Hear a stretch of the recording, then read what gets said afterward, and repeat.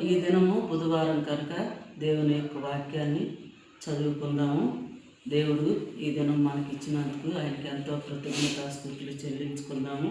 దేవుని కృపను బట్టి, దేవుని దయను బట్టి ఈ దినం మనకిచ్చినందుకై ఆయనకి వేలాది స్తోత్రములు.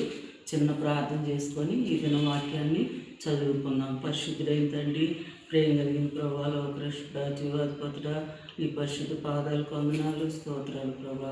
ఈ దినం నీ వాక్యం ద్వారా నాయన మాతో మాట్లాడండి ప్రభా. నీ వాక్యంలో ఉన్నటువంటి సారాంశాన్ని గుర్తెరగటానికి సహాయం చేసి నీ సన్నిధించి నీ నామానికి మహిమ తెచ్చుకొని ఆ ప్రార్థన ఆలకించమని యేసయ్య పరిశుద్ధ నామమున అడిగి ప్రార్థన చేసుకుంటున్నాము తండ్రి, ఆమేన్. 1వ సమూయేలు గ్రంథము 1వ అధ్యాయము 9వ వచనం చదువుకుందాం. వారు షిలోహు లోయలో అన్నపానములు పుచ్చుకొనిన తరువాత హన్నా లేచి యాజకుడైన ఏలీ మందిరం స్తంభము దగ్గరనున్న ఆసనము మీద కూర్చొని ఉండగా బహు దుఃఖాక్రాంతురాలై వచ్చి యెహోవా సన్నిధిని ప్రార్థన చేయుచు బహుగా ఏడ్చెను. దేవుని బిడ్డలారా, ఆ తల్లి ఒకే ఒక రోజు ప్రార్థన చేసింది.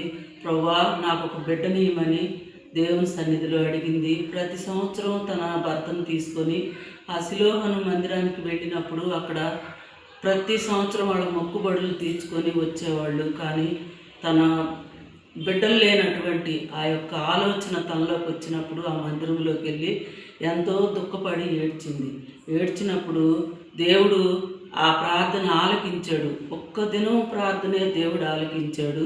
మరి మన ప్రార్థన కూడా దేవుడు ఆలకించే దేవుడు కాబట్టి మన ప్రార్థన కూడా దేవుడు ఆలకిస్తాడని ఆశతో నమ్ముకోవాలి. మన ఆశగా ఉన్న ప్రాణాన్ని దేవుడు తృప్తిపరుస్తాడనమాట. అలా తృప్తిపరిచినప్పుడు మనం కూడా ఆయన యందు విశ్వాసం కలిగి ఉండాలి.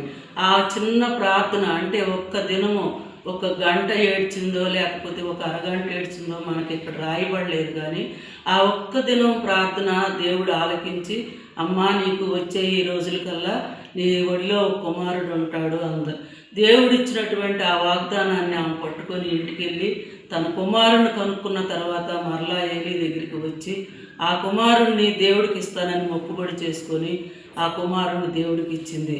నాకు ఒక కొడుకు పుట్టాడు లేక అని ఎక్కడ తన జీవితంలో తన కొడుకుని చూసుకుంటూ ఇంటిలోనే మురిసిపోలేదు. కానీ దేవుడికి ఇచ్చినటువంటి ఆ యొక్క మాట చొప్పున ఆ కుమారుణ్ణి దేవుడికి ఇచ్చేసిందనమాట. ఈ ఇశ్రాయేలు ప్రజలందరికీ సమూయేలు ప్రవక్తగా నిలబడ్డాడనమాట. కాబట్టి దేవుని బిడ్డలు అయినటువంటి మనందరం కూడా అలాగా దేవుని యందు నమ్మిక ఉంచి విశ్వాసం ఉంచి కనుక ఒక్క గంట ప్రార్థన చాలు, ఒక్క నిమిషం ప్రార్థన చాలు, ఒక్క రాత్రి ప్రార్థన చాలు. నీ విశ్వాసంతో కనుక నువ్వు దేవుని అడిగితే నమ్ముట నీ వలనైతే నమ్మువానికి సమస్తం సాధ్యమని దేవుడు సెలవిచ్చిన రీతిగా అలాగ కనుక మనం ప్రార్థన చేసుకున్నట్లయితే దేవుడు గొప్ప కార్యాలు మన జీవితాల్లో కూడా చేస్తాడన్నమాట.